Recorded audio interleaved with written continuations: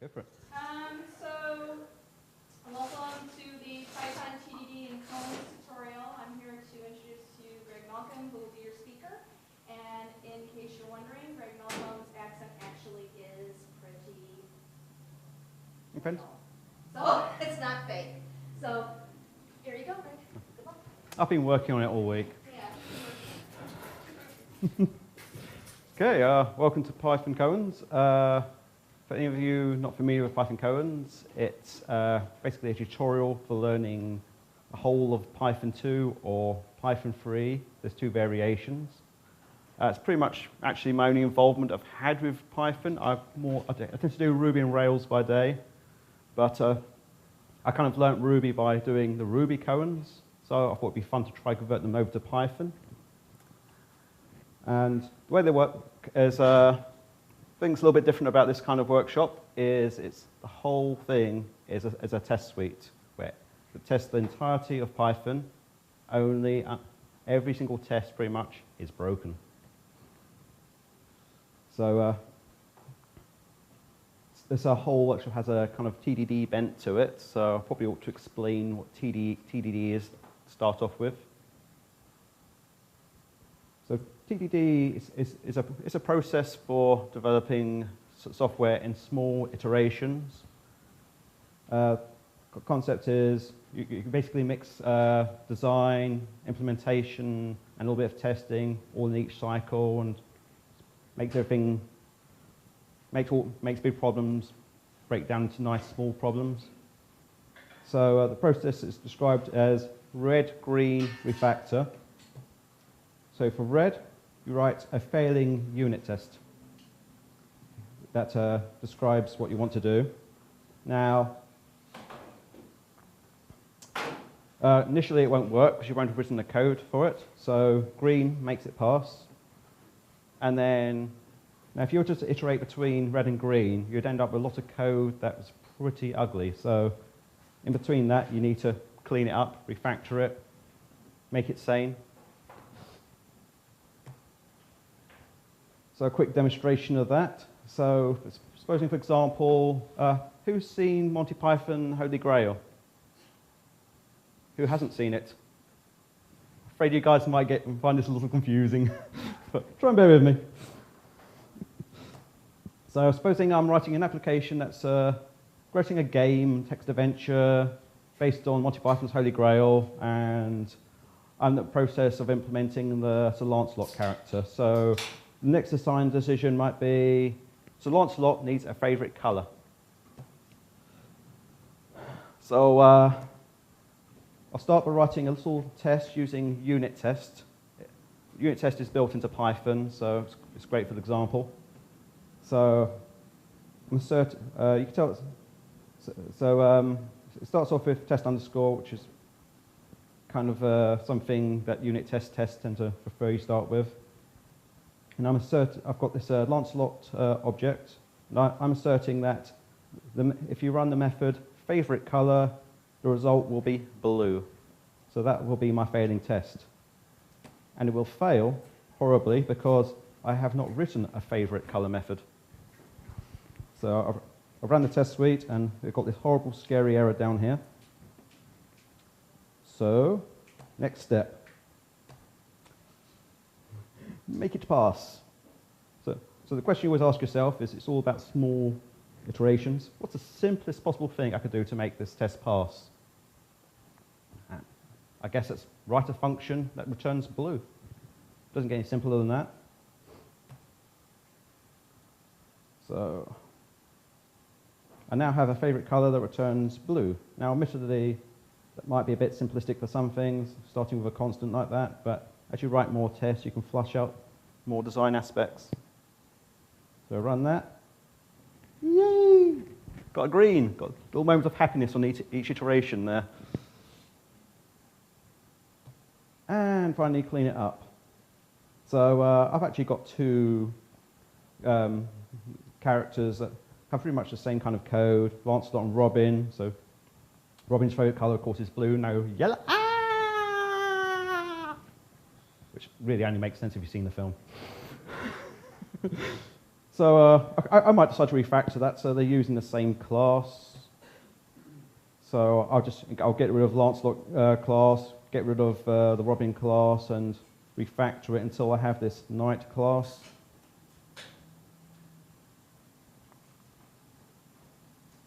And I'll basically get that test passing again with that example.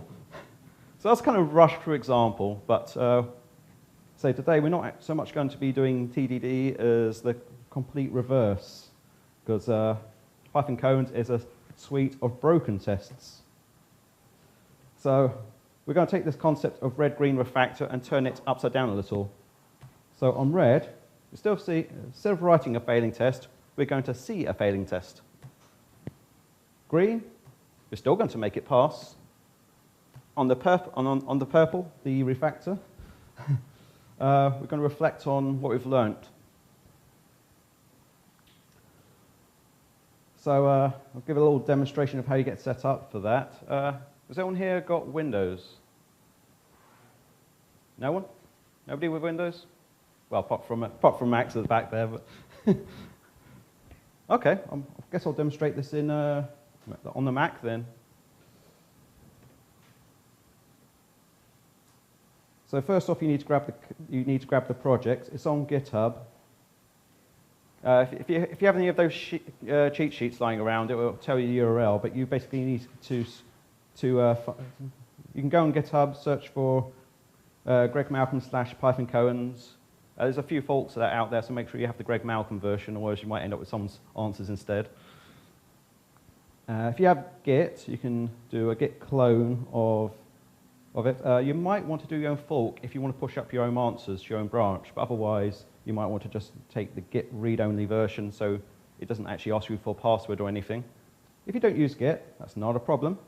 You can just grab the zip, which is what I'm going to do for the demo. Oops, haven't connected to the wireless yet, I think. Yeah, it's defaulting to the wrong one. Need some elevator music while it connects.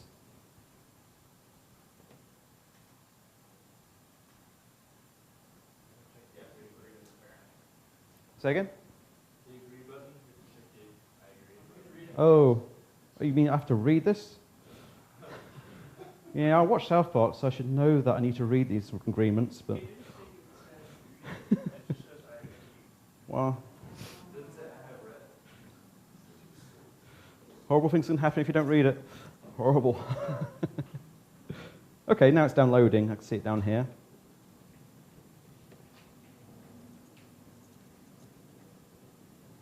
So, now we have the code. I need to unzip that. I'm going to do this from the terminal. So I'm going to go to my downloads folder. But I'm just going to run this from I'm just going to run Python Koans from the downloads folders for convenience. So somewhere in here. Oh, are you there, Python Koans? I guess not.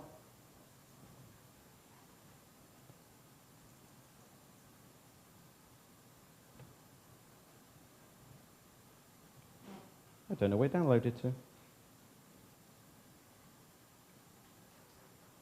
Well, you know what? I'm just going to cheat. I already have it downloaded. So once you get downloaded and unzipped,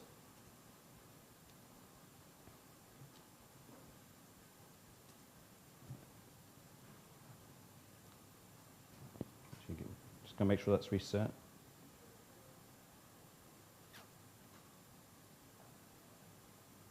Okay. All right. If I have problems, I'll just cross that bridge when I come to it, I guess. Okay. Once you download it, you'll need to access it from a terminal or the command prompt if you're using Windows, Max's case. You've got a choice there between going to the Python 2 or the Python 3 folder. So I'm going to do Python 2 for the moment. Does everyone know the difference between Python 2 and Python 3? The main difference is Python 2 is currently the more mainstream version of Python. Python 3 is the newer and better version, but most frameworks haven't switched over to it yet. So most of the Python world is still on 2. But if you already know Python 2, this is a good way to try out the features of Python 3. So, but I'm going to go with the easy approach, so I'm just going to go with Python 2 for now. So inside here, we have a little Python file called contemplate.koans.py. So because it's a Mac, I can just run it by doing Python space contemplate.koans.py. On Ubuntu, it might be Python 2, I'm not sure. If it's Windows, you're going to have to do the full path of Python, which would be something like c:/py27/python.exe for contemplate Koans. So I'm running that. Oh, good, it's on the first one. So it started with the first unit test, and it says, test assert true has damaged your karma. The reason why is assert error false is not true. And the reason for it is in yellow here. It's according to this file, it's got a test on line 13 saying it's asserting that true is false. Now, is true false? Probably not. So what I need to do is edit that file. So if you're in Windows, I'd probably just go to Explorer and navigate your way there and use something like Notepad++. Don't use normal Notepad wherever you do, because it will look weird. But as this is a Mac, I'm just going to use gvim. So it'll be in the Koans about asserts file. And line 13, here we are, here's the perpetrator. So I'm going to fix this unit test here. Make that assert true is true. I have high hopes for this. So I'll run Python contemplate Koans again. Look at that, we've got some green. And unfortunately, there's another failure to take its place, which actually looks very much like the first one. So it seems to have a little extra message here saying, this should be true, please fix this. And that's on line 19. So that's almost exactly the same. By the way, for the more advanced developers here, don't worry, it gets much harder than this. Just starting off really gentle. As this gets more complicated, there'll be some problems where you look at it and it won't necessarily make a lot of sense. What I recommend for when that happens is fire up a Python console. We're just running Python, however you run Python. And you can try out whatever it's trying to attest. So in this case, 1 + 1, shocking enough, if I run that, I can see that it's given me 2, which might seem like cheating, but you learn through cheating in this case. So, if you're not ready, I'll give it a go. Is anyone stuck? Need help yet? Awesome. Give me a yell if you need any help.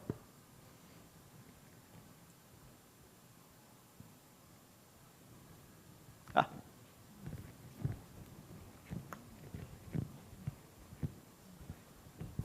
Yeah, how's it going?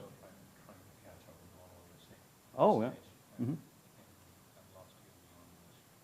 All right, yes. Yeah, so the yellow part is where the error is. Correct. So what do you usually use for editing code? Gedit. Gedit, yeah. So you do gedit, and this you're actually in the Python 2 folder right there. Yeah. So if you do Koans/about asserts.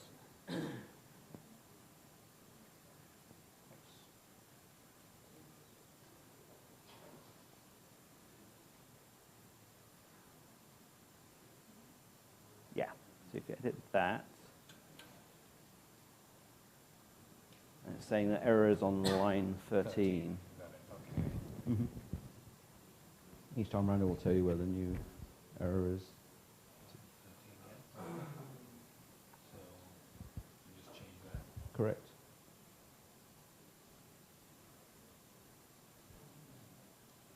Cool. Oh, no, I missed something.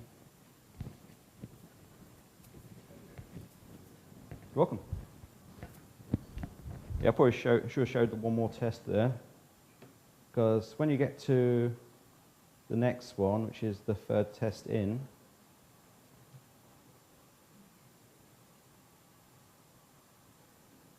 at this point, we start to see this underscore underscore notation, where it's saying underscore underscore should equal 1 plus 1. Now, this is actually a variable that returns the value fill me in. It's just a big hint that basically you're filling in the answer. So obviously replace underscore underscore with the correct answer and your test will pass. There's a lot of this in the Koans.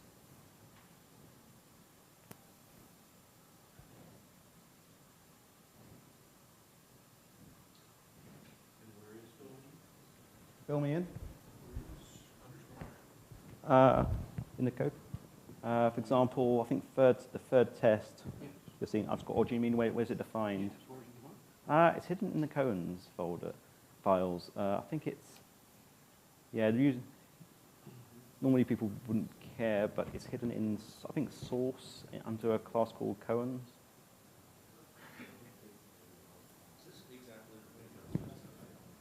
Not close, but not precise. I've ported across all the Ruby Koans that made sense to bring across, and I also added content that was specific. I did. Yeah, it's my way of learning Python. Yeah. So you'll find stuff about generators, for example. There's, I think, a module I'm particularly pleased with about multiple inheritance taught through Spider Pig. There's a few differences there, but obviously my Koans aren't probably as good as Jim Wyrick's ones. The guy's a master. That was a fun exercise. Oh yeah, sorry. Yeah, you're trying to find underscore underscore. I think it's in. I think it's a Koan.py or something like that. So is that supposed to be obvious for running the? No, it's not. It's more like magic behind the scenes to make this good. I guess I could have put text and said fill me in, but I was kind of mimicking the style of Ruby Koans. Mm-hmm. No, it's in source folder. I haven't seen it in a while. What source folder? Maybe I've got that wrong. I haven't looked at it in a long, long time. We're going to fix that. We have to find that, right? You don't actually have to fix that at all. I think I might be taking off at a tangent here. I think I've confused you, sorry. Let's start again. Okay, if we go back to the code, yeah, what I'm saying is in about asserts.py, you'll see this line of code, Yeah. and you just have to completely replace the underscore underscore. Oh, rather than fixing what this is bound to, Right. you want us to just change that to 2. Correct. All right. I'm sorry, I took you off a massive tangent there. All right, I so over-explained. that would not be fixing the Oh, code. all that's explaining is That's why that fixing- shows fill me in. That's not fixing the code, that's fixing the test. Yes. Yes. Sorry.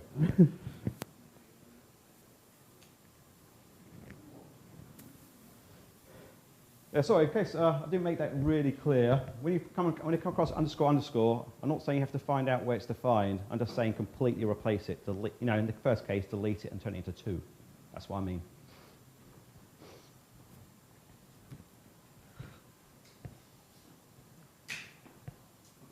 Okay.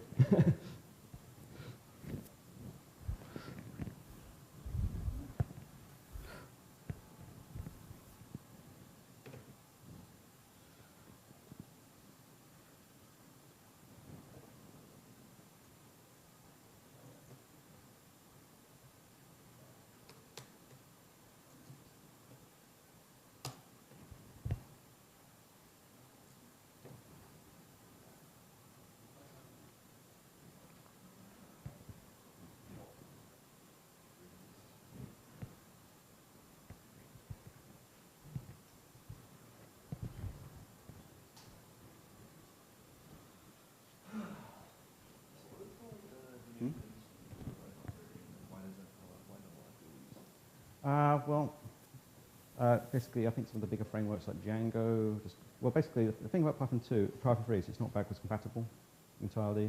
I mean, one example is in Ruby, if you create a class, in Ruby 2, you always had to make it inherit from object. Ruby 3, they got rid of that. There used to be kind of types and classes, and they kind of consolidated it into one thing. They had basically some big architectural changes. Now, the effort to change all the code bases to that is quite immense, apparently, for the big code bases. So it's been, I think everyone's trying to convert it over, but it's taking a long, long time. So most developers are still using Python 2. Also, some of the juiciest bits did get brought back to Python 2 in the form of Python 2.7, or probably a couple of other iterations like that. But they can't bring back everything, backport everything to it.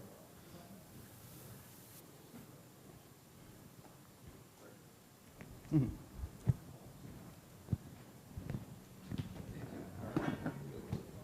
Mm-hmm. So I'm trying this on exceptions, but when I run it in console, I don't get exception. Oh. I just get an attribute error. Yeah, that might be it. Fortunately, that's a little bit trickier to reproduce. Attribute error.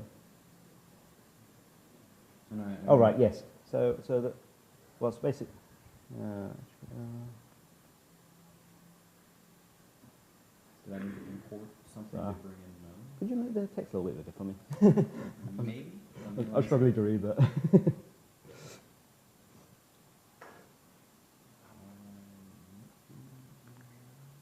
Yes. Yeah, I think something like command plus and command minus probably does it from the console. Okay, so the thing you're trying to run was, oh yeah, you're trying to run that.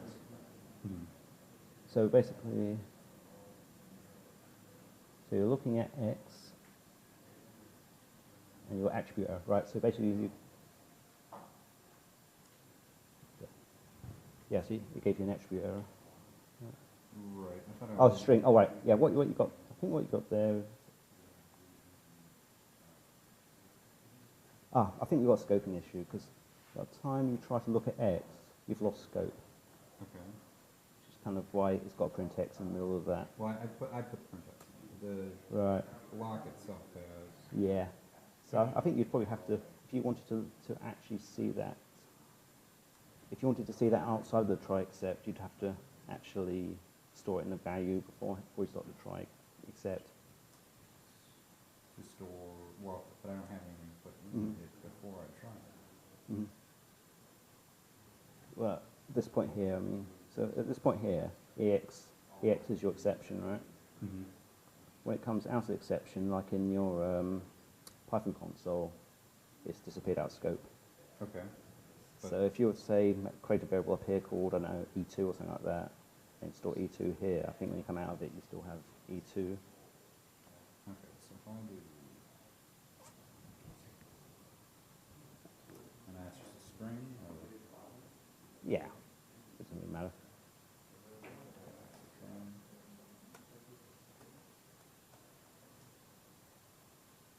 Mm-hmm. Watch it, that's right. Except exception. Mm-hmm. Yeah. Now do E2. Oh, right. So I was a little bit mixed up. I think that's actually returning. If you do E2.class, oops.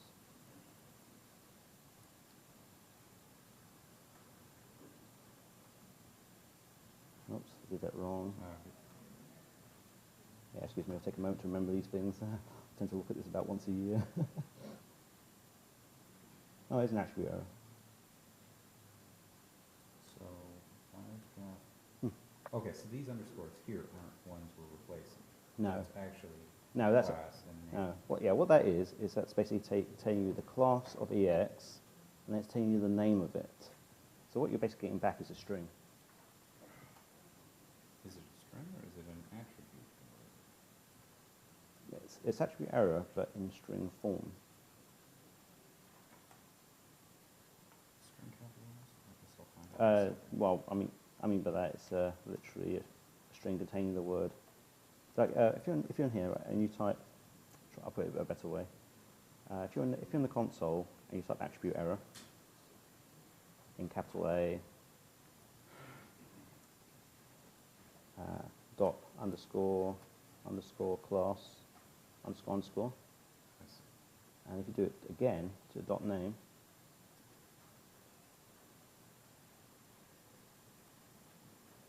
okay, I didn't come up. I don't think that one came up. Yeah, okay, that wasn't quite what I was after, but I guess that wasn't actually really. Ah, yeah, okay, that worked because that was a class. Yeah. Okay, so if I go back, Yeah, because this is a variable instance of the class. That was it. Got it. thank you. Okay. I got thrown off class. Yeah.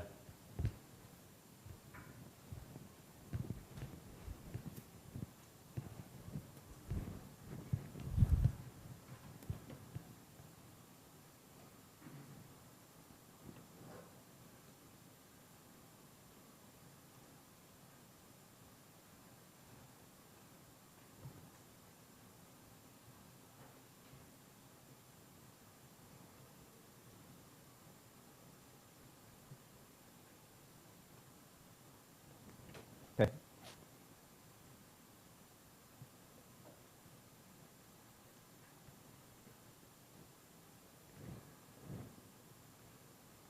Okay, someone stuck on line 36.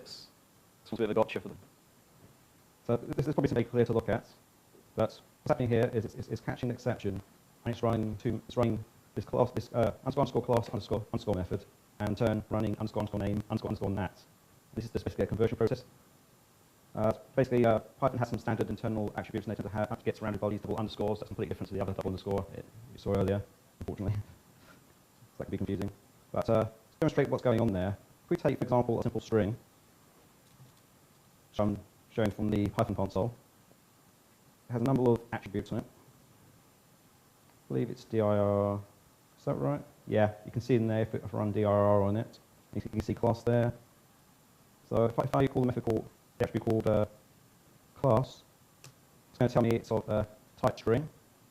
If I in turn take a class and run name, it's going to tell me what that string is. So basically what you end up with is a string representation of this text, of what this text is a type of. So in this case, the area you're going to see will probably show you attribute error and some details, but what it's trying to do is say what is the name of the attribute error. Probably rush ahead and get that to pass so we can see that working.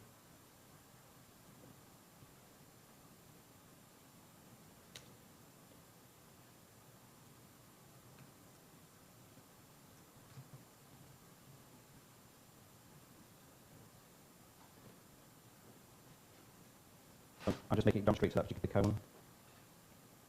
There we are. So what's shown there is saying the underscore part going in doesn't equal a string representation of what the actual exception class is. I'll hide that because I will admit that's a little confusing.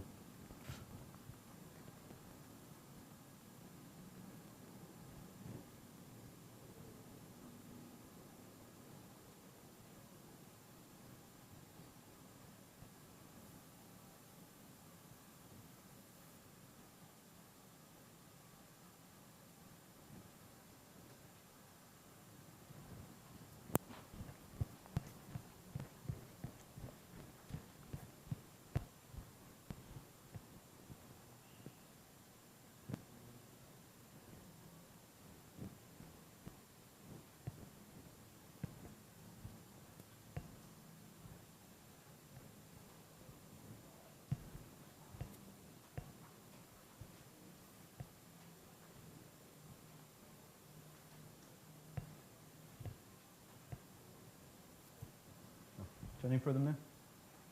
Oh, so, oh, wait, wait. So I misunderstood. Mm. Cool.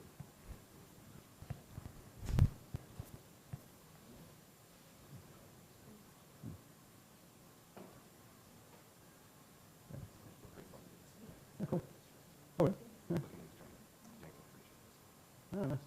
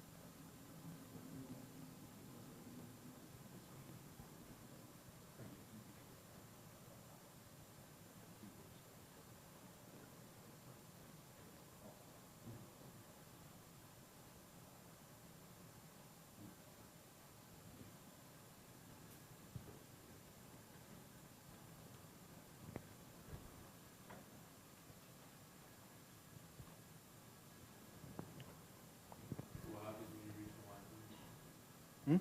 What happens when you reach enlightenment? When you reach what, sorry? Enlightenment, big things. But, the language brain part starts making sense. No. It's probably lying.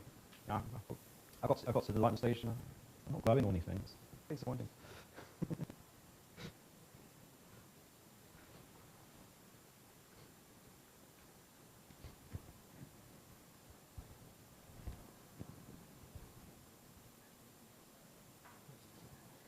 Oh, which one? Actually that's that one. Okay, yeah, so with that one, if you look at the error itself, notice what the assertion error is. It's saying fill me in doesn't equal attribute error. But notice something about attribute error? Right. Apostrophes. Around it. It's a string. Yes.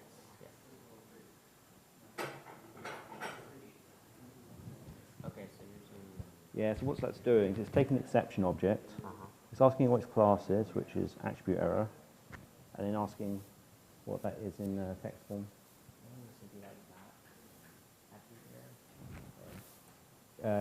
Yeah. So basically, yeah, so it's like that string demonstration I had on the board. Yeah. So initially it showed a type, but then you give it the name and you're saying you see apostrophes around it because it's a string. Okay. Yeah, I must admit, this stage is a little confusing, but I couldn't think of a way to make it not confusing. Unfortunately. Right. Don't know if I did it again tomorrow, I'd probably come up with a new idea, but.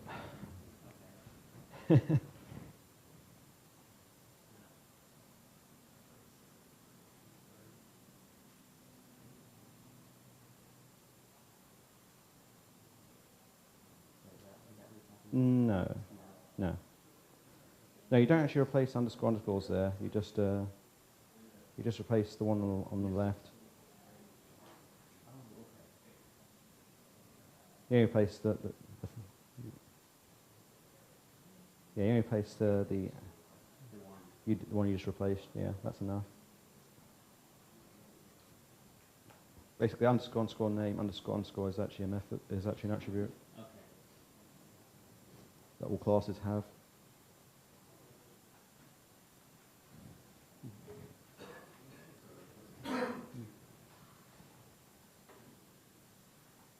Anyone running into problems? Cool. Mhm.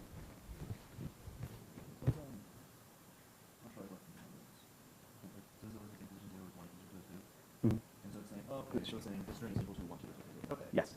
Yes. I was thinking, I was like, sorry, so there's the position. Okay. Yeah. Yeah. Yeah, it does look a little weird. And I'll come back to it. So I look at it for you about once a year, and if I come back, it's like, got that bit.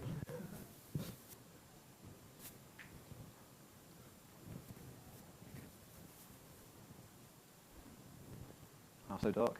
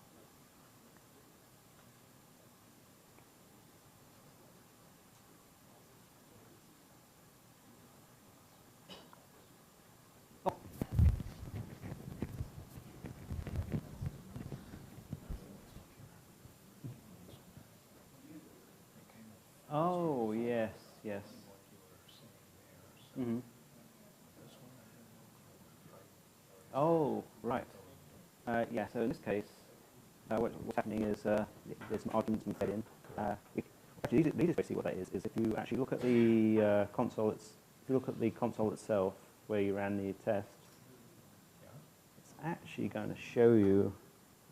It actually kind of shows you there what value it's expecting. So basically, so the way it is the, because this is an exception object and it's telling you about the problem, and basically what's happened is one of the arguments it feeds back is error information, which is this message here. Correct. So Here really we're referencing the argument, which is the very first one in the error.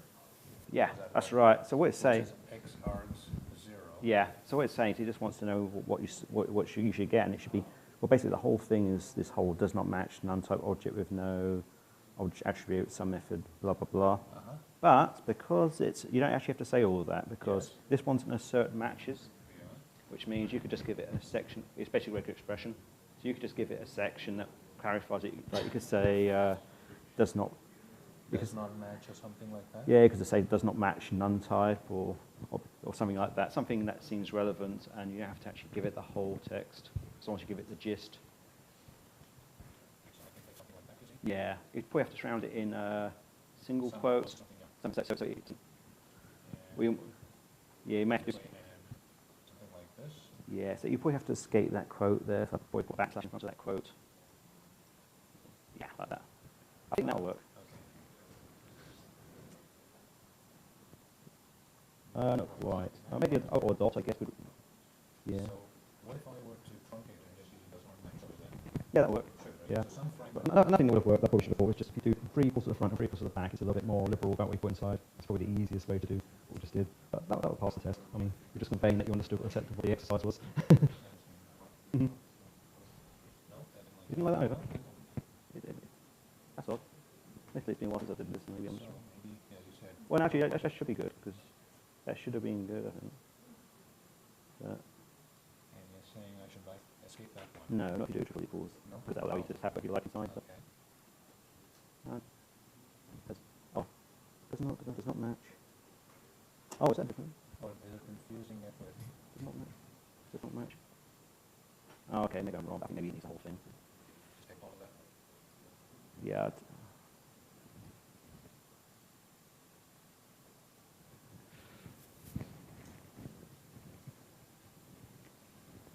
So you probably just want to start from where that quote is.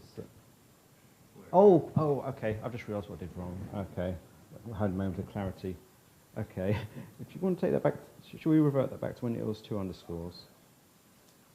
I think we took the wrong piece. That was the problem. Yeah. If we run that again, I can explain what I did wrong. I was just being goofy. It's the actual error itself is saying this does not match this. This isn't actually part of the error. This is. Okay. But basically, you can take any chunk of this, Yes. and if you separate it, but yeah, I think you can just stick it in double quotes, you're good, because the whole thing's surrounded by double quotes. So you just take that, Take all of that, that'll okay. work, or take a fraction of that. But if you need to be liberal with the inner quotes, just triple equals on each side is a good way to do it. Okay. Yeah. Okay. I have to relearn this every time, because I thought this once a year or whatever, and I go, oh, probably this. Yes, Yes, you did. Yes, I did. Okay. So which section were you in? I was in about none. Ah, cool. The third one. Mm-hmm. Excellent.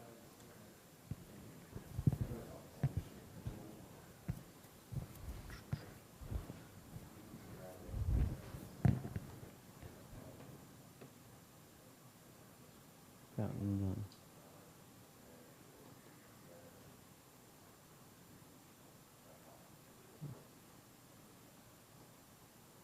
Oh, point dimensions. Occasionally, still assert equal, you're going to see assert match, and that's basically a regular expression comparison.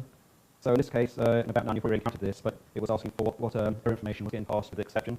You could probably get away with just putting a small part of that message, the part that seems relevant, rather than having to type a whole lot. So in this case, we're just using its convenience, but I often use it in the real world if I just want to say, I want to convey the smallest amount of information about text, because if you make it too long, you're likely to end up with a really brittle test that breaks every time someone just does a bit of text formatting, which isn't really what you want usually.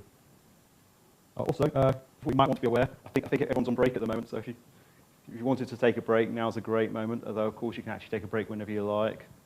If anyone wants to switch over to another session afterwards because they've got what they need, I'm cool with that. So, no issue there. But I'll hang around anyway for those who do stay. Real quick. Hmm. For dictionaries, is it conventional to use single quotes for the meat and biblical values? I don't. Honestly, That is how it is in uh, a lot of dictionaries. does it say that? So yeah, I just noticed that's how it is. I don't think that is a convention. I think it's. I'm just trying to think what I did. I think with me, when I use single quotes or double quotes, it's probably just, I don't know, based on whim on anything. I like single quotes a lot of the time, but sometimes I find myself switching if I end up with a lot of inner apostrophes. Oh, I see what you mean, yeah, I see what you're saying, so there, it did that. I think what probably happened is when I was converting from, have you ever seen Ruby code? Yeah. I was probably switching out Ruby symbols. Oh, And I probably just happened to use quotes and I was switching out the symbols. yeah. So you start with the Jones file. Yeah, so that's probably how we ended up with that weird pattern. Is there something like symbols in Python? Nope, nothing like it. Python's all about doing things one way. It doesn't need no stinking symbols.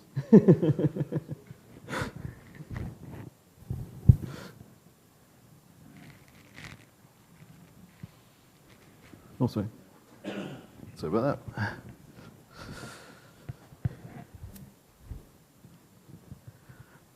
Oh, keep getting to check. How you getting on, Max? Oh, you're well into it. Yeah, I started checking and listening after listening to someone got to do this code and doing it. Mm-hmm. Rather than telling me exactly what to put in every time. Yeah, for the easy ones, you probably don't need to run it every time. Yeah. But I just that's it. Mm-hmm. Nope. Nope. Cool. One thing you will find that's a little peculiar is, I think, if you have a series of tests, you know, these things are tests, yeah? If you have a series of those that are wrong, it might show them in alphabetical order rather than order in which they broke. Yeah. It's kind of a little quirk of how unit test works. It took me a second to realize earlier. I was actually reading the main touch to figure out which feeling, but Mm-hmm. I just wasn't observant enough earlier when they did stuff with the colon, 0, colon, 2, they did it arranged in the list. Do you remember that list, you know? Oh, right. I Do it was back. paying attention, I thought, Yeah. comments, I was like, what's going on here? I don't understand what's full and stuff. Yeah. But I figured it out. Yeah, when in doubt, I highly recommend hitting the Python docs, you know, documentation. It's pretty much how I figured out the conversions.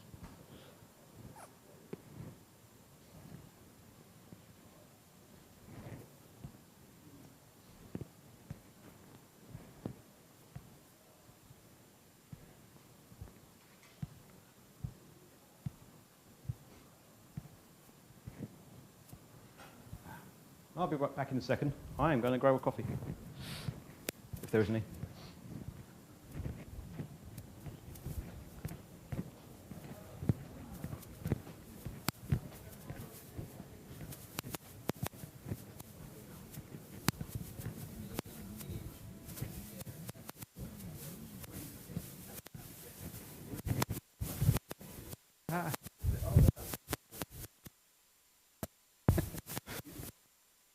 Escape home session.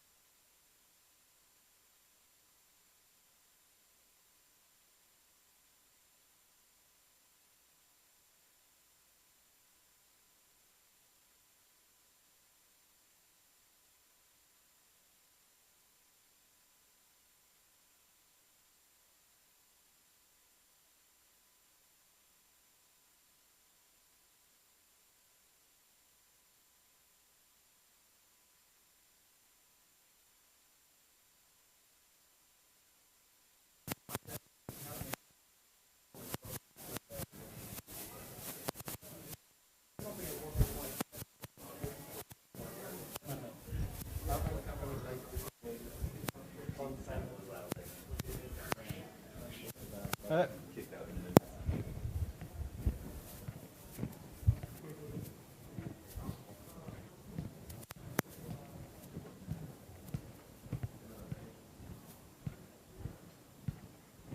Hey, still here.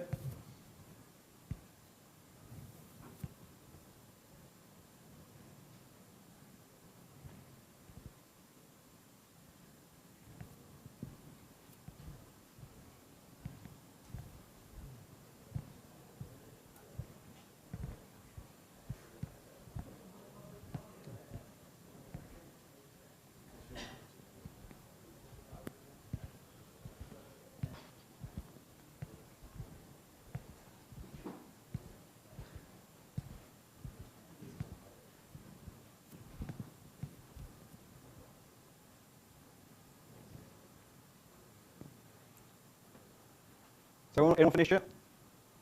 It's only 291 of these things. I don't know if anyone will actually reach today, but once you get a certain way into these, they will actually start throwing exercises your way as well. The first one is this an exercise where the unit test is written for you and you have to write the code for it instead. And it's a unit test check to see if a triangle given three arguments is an isosceles, an equilateral, or scaly. A few exercises like that thrown in here and there. Fortunately, they're thrown so far into the test, you don't tend to see them during a workshop session.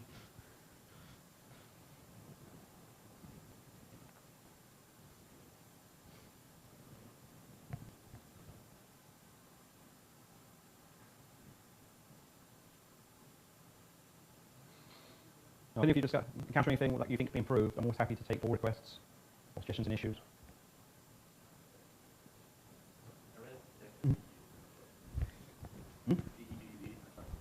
Oh, deck. Yeah. Yes. Is it deck? Oh, yeah, kids deck. Yeah. I was pronouncing deck, but I guess DQ is probably the correct way. Okay, yeah. Yeah, that's one of the key ones that I've kind of broken to an actual Python library family, I think. I was just trying a little bit too hard to match the Ruby Koans there.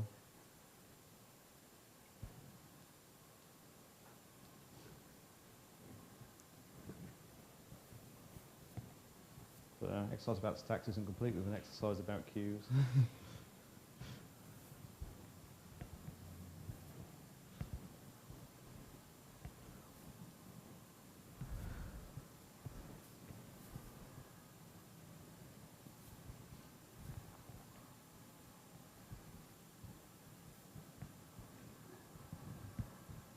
I just realised I walked away to get my coffee while still wearing this, so I don't know if everyone could still hear me while I was out the room.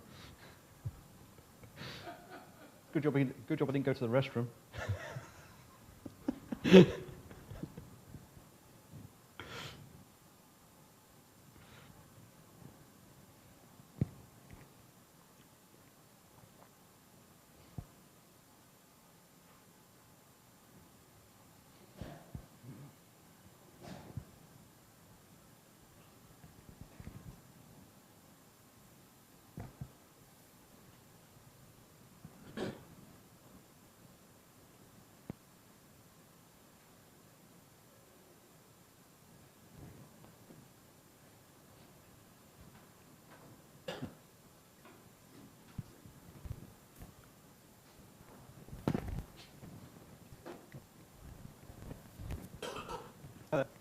You captured Python before?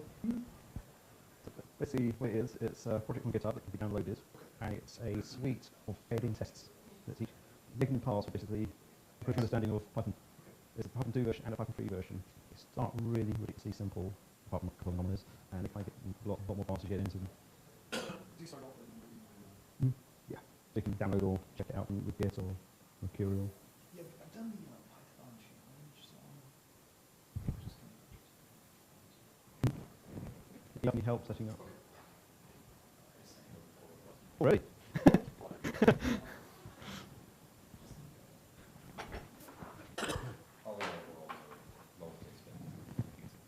Oh, okay. Yeah, that. Well, thanks.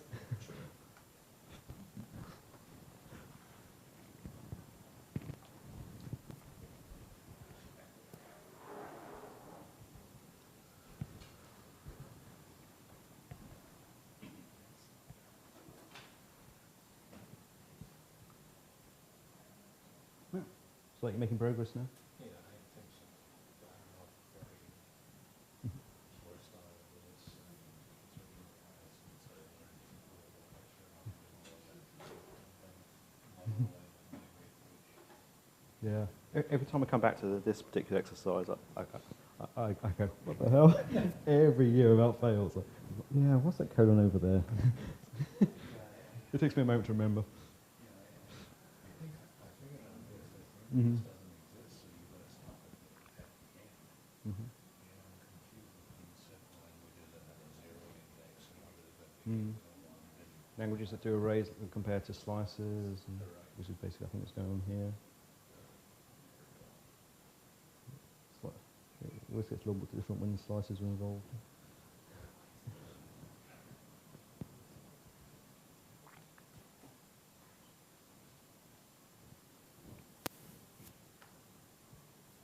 Ooh, lots of green there.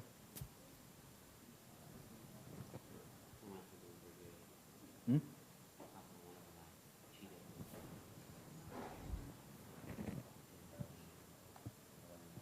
yeah, absolutely. Cheat away. This is all about learning. Whoever it takes to understand the answers. Mm-hmm. Mm. Mm-hmm. Yeah. Yeah, it's ours and narrow, aren't they? If I don't have too many people on the left wall asking for help, I'd have a problem.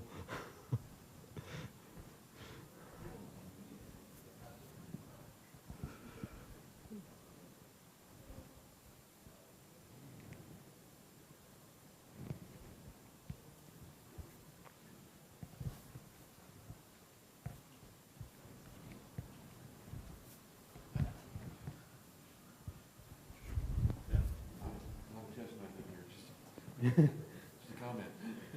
That's a function. Yeah, pretty much.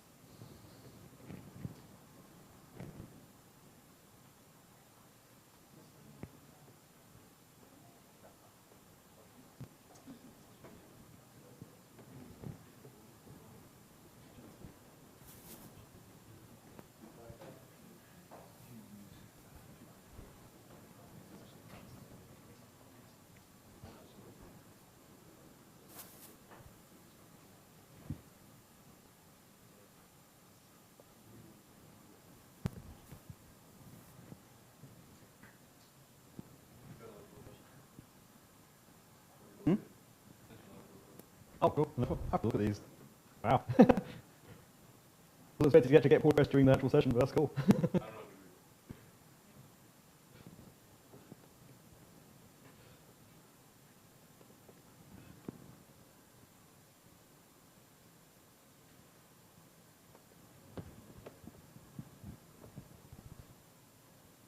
Oh, right.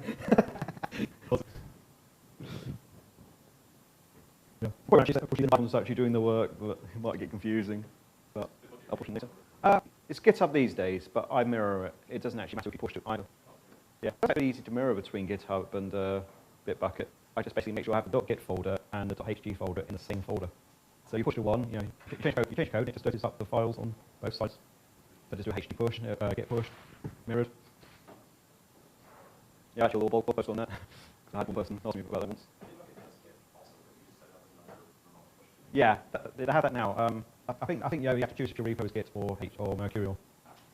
I set this up before they've started doing Git. There's also a plugin out there written by the GitHub people that's supposed to manage mirroring.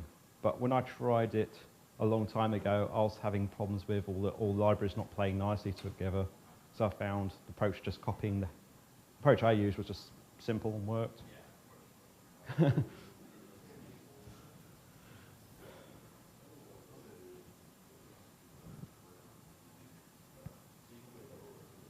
Mm.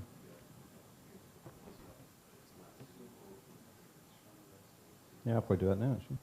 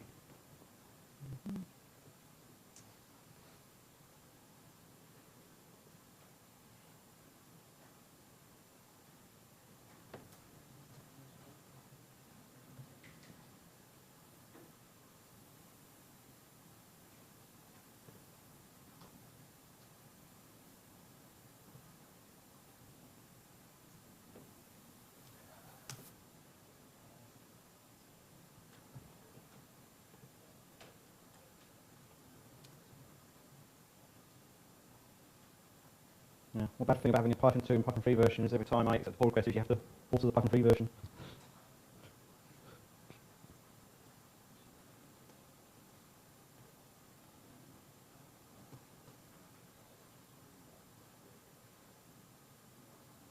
There we are.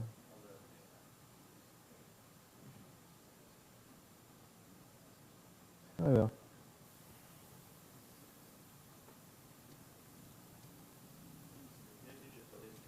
Hmm? You can. I always forget. It's the worst thing I use them, but I always forget all the things that really make it efficient. I always forget to update my plugins as well.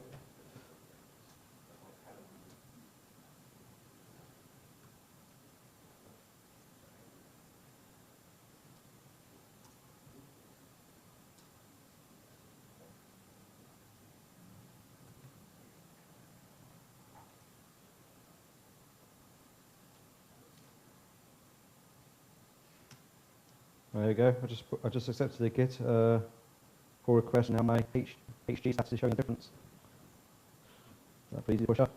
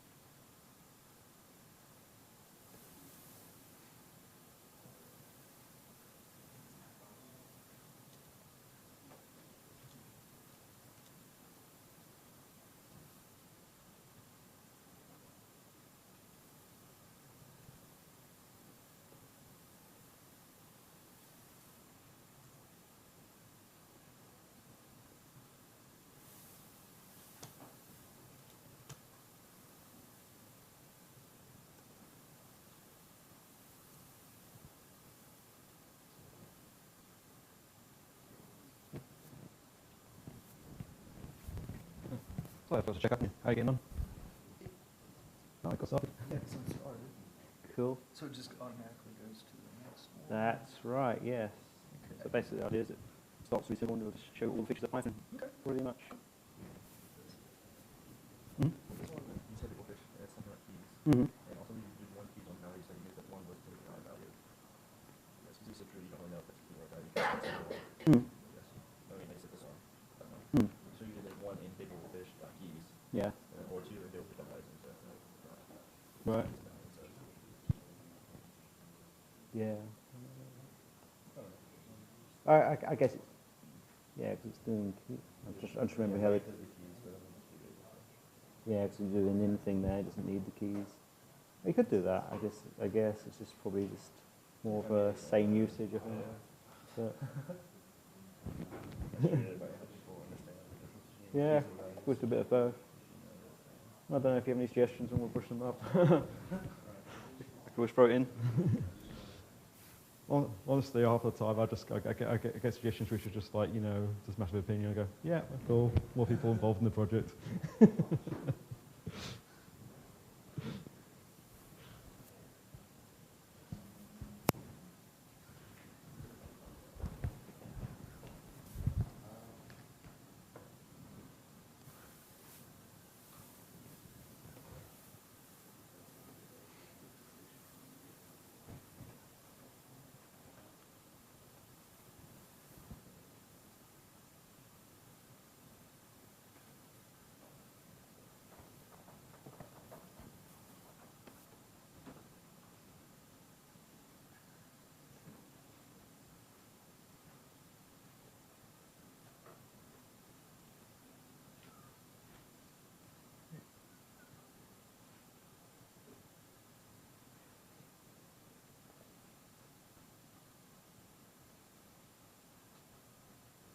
Oh, sweet.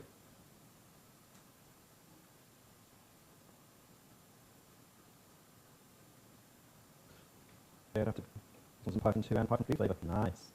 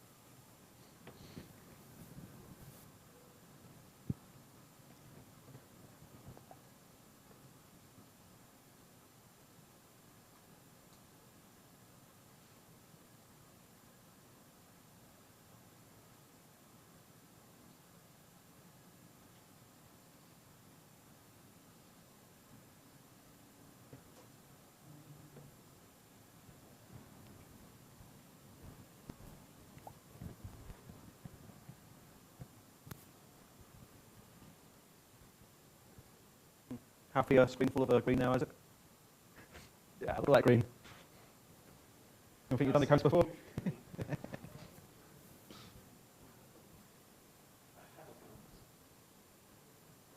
Yeah, I don't know if that one gives you any trouble. It's a bit of a gotcha. Yeah.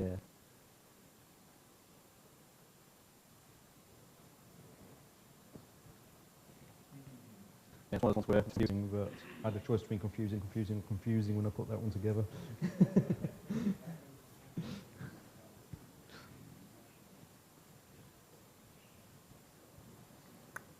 Ooh, yeah. More green. Even the text is green. It's a way of getting to your happy place.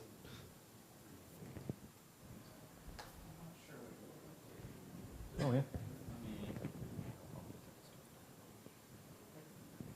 There is no keyboard shortcut there. Oh, yeah, an attribute. It's one of those wonderful Mm-hmm. people should do with keyboards. Okay, so this was underscores before, Yes. but I didn't know what else to make it equal. Oh, that's correct. I think all I'm trying to get across here is if you want a single tuple item, it has to have that comma. That's all it's getting across. It's initially, when you, certainly from my perspective, when I first looked at that, I was a little bit surprised about the comma. It looked Until I realised that if you don't have the comma, I think it thinks it's something else. I can't remember what now. an integer. Yeah, Or whatever that's right. 'Cause that it thinks it's string. just parens rather than a tuple. So that's all. That's all the purpose of it. I think there will be a few exercises like that where it looks pretty much the same on both sides. Okay.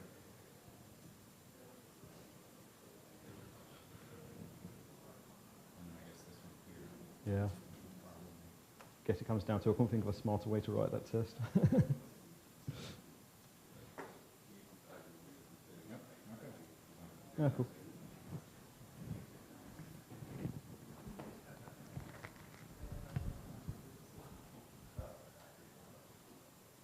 Going good?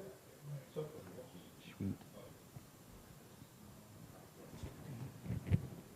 Right.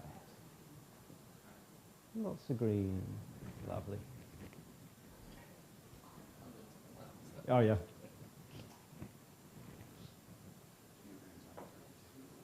Hmm? So, you know, it's only go to. Ooh, it's not going to get self-aware, is it? I have to fit that with an Asimov. Yeah, thank you. Let's mention pink in the brain. I did some work on something called JavaScript cones as well. And the thing I introduced was a pinky in the brain test. One of the things. Yeah, because I think I was the recursion things. I something like pinky in the brain. So I'm going.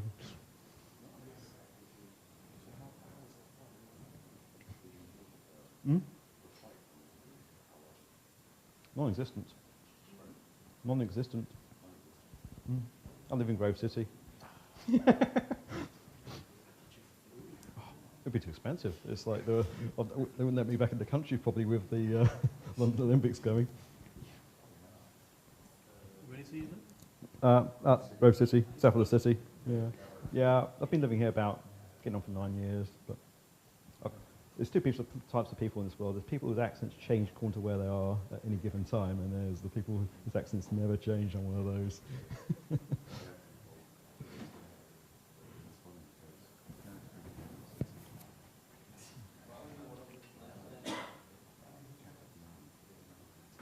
Mm. Mm.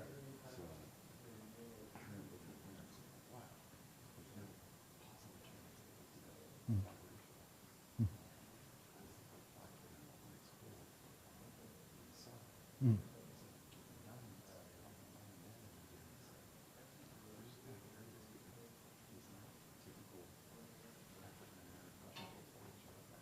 Mm.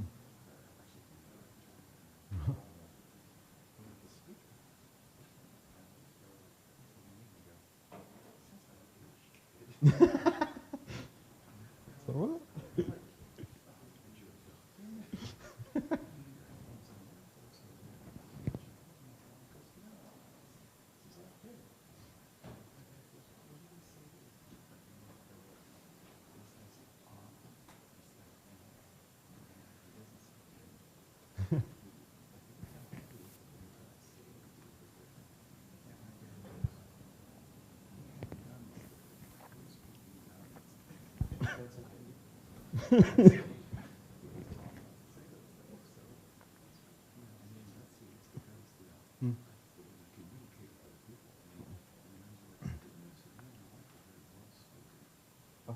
On top of it, you start saying Irish at that rate. So I don't know. I just expect the stereotype of your Irish nun, you know, so Irish Catholics.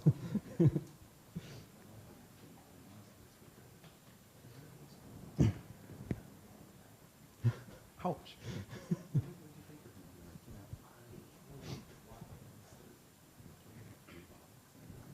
Mhm.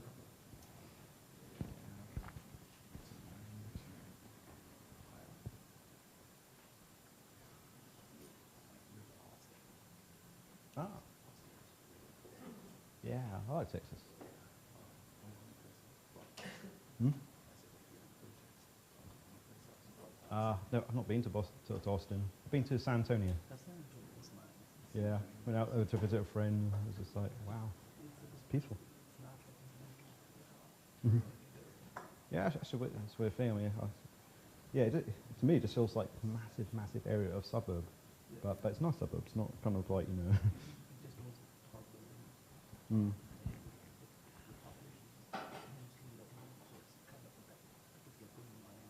Mm. That-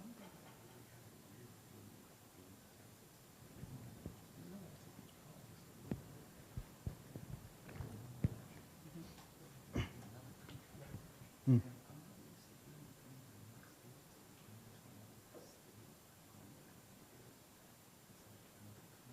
Mm. Ah, you think that's strange? I used to live kind of around Hampshire way in England, and my parents have retired recently, so they've moved to a part of the country called Cornwall. You know what part that is? Yeah, so it's like right in the corner. So if I visit them, I feel more of a foreigner in Cornwall than I do in America.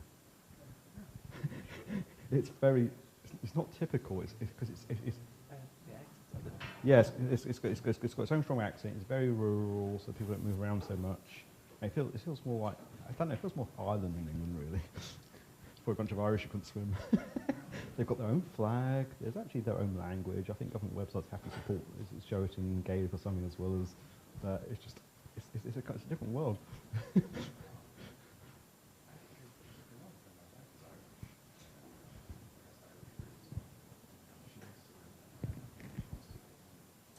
Mm. Mm. Yeah. Yeah, Ireland's actually further from England than France.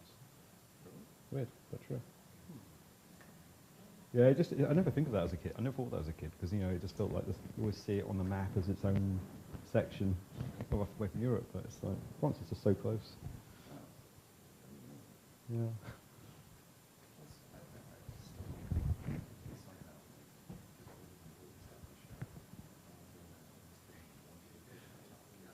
Oh, that'd be cool. Have you seen the American version of Top Gear? I don't know, it's funny for the wrong reasons. It's just like, wow, they've copied all the details except they completely failed to be funny. They're afraid to slag off companies and that, or slag anything off, aren't they? It's like wow, you took notes, but you didn't quite understand what Top Gear was.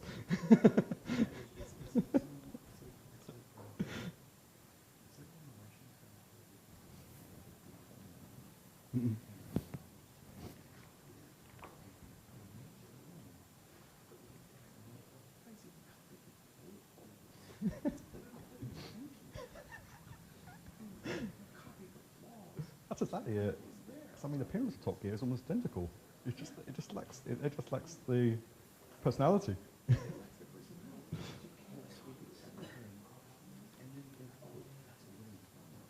Yeah. Well, if they'd hired the right people and took away the constraints, I think it would have been a great show. But they could, I guess they just couldn't.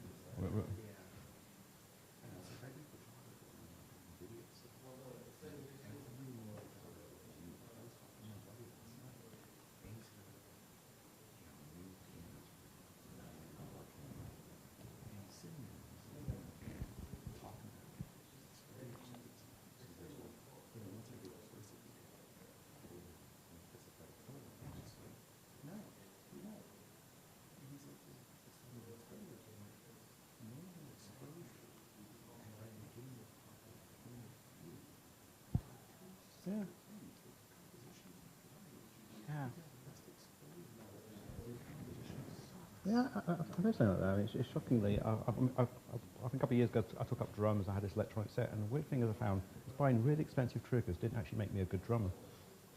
It's just, who'd afford it? I'm still a lousy drummer. It's getting better, but. Yeah, about 10. Oh, right, okay. A little bit. Mhm. Okay. Hey guys, we've got our 10-minute warning.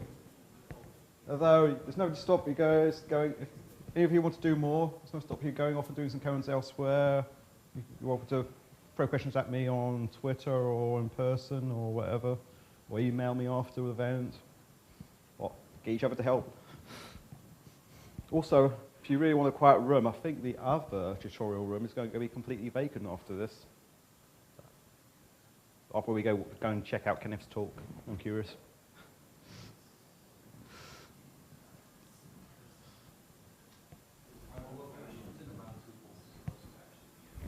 Hmm?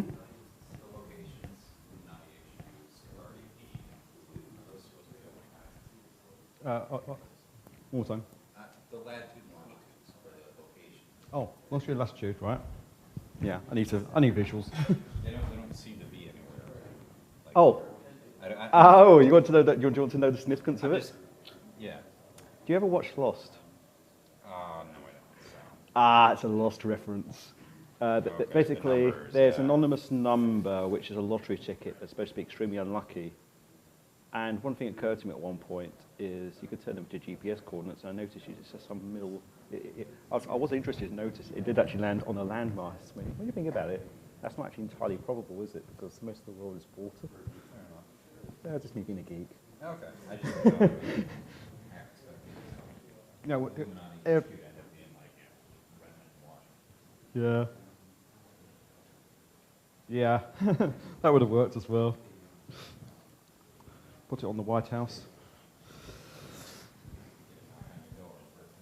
You ever read Illuminati? I try here and there. Mm-hmm.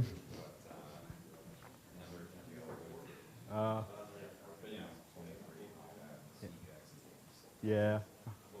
I had some disappointing news about that yesterday. I was talking to people about saying how I want to make the next bounty plate for Nord. I don't know if you came across for Nord in the book.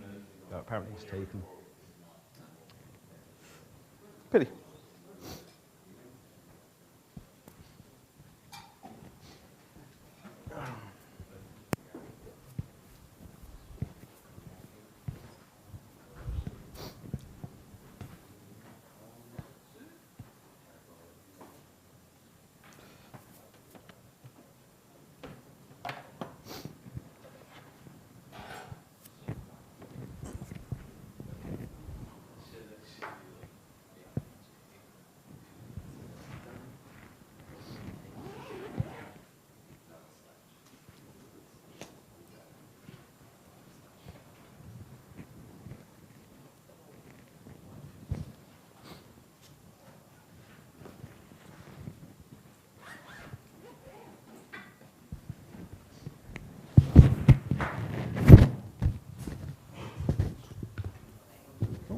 Should probably take this off, I guess.